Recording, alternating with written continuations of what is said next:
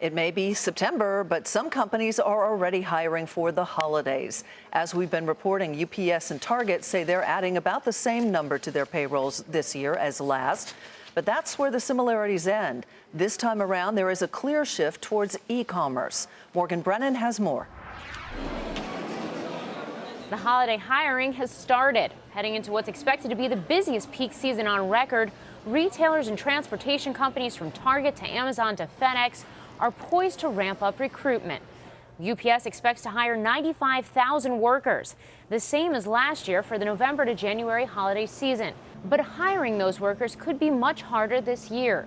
With the e-commerce sales projected to surge more than 20% by some estimates, and the U.S. unemployment rate just under 5%, not to mention competition from Uber and the share economy, good workers may be hard to find.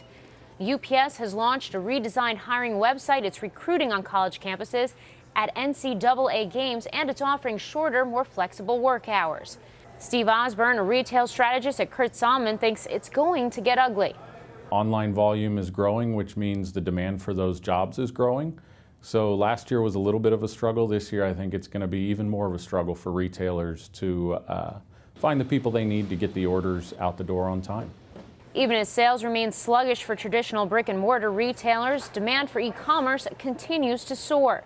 Factor in a tight labor market in some regions, and pay is likely to push higher. Logistics staffing firm ProLogistics says wages could rise by as much as $3 an hour, up from an hourly rate of $10 to $12.